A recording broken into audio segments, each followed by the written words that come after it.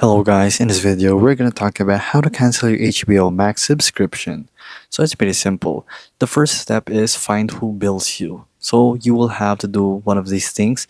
So you'll have to go to your max.com/subscriptions, and then you're going to check your own subscription, of course. So I don't have one, but you can check it right there.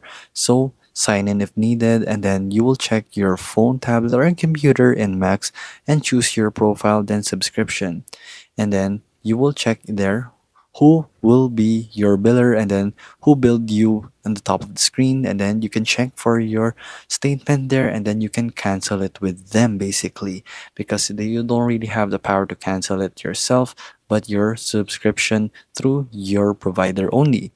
Next is your subscription if you purchase it yourself. So again, go to your Max subscriptions, and then all you have to do is cancel your subscription. So take note that you're billed through the top screen or third-party billing section, and then you will have to confirm your cancellation and take note of your expiration date from there, because there are third-party billings right here like Amazon, Apple. It's gonna vary on how you're gonna actually cancel it. So you can actually go to here in Max Help Center and search for how do I cancel Max, and then check for your own provider right here if you are falling in under one of these categories basically.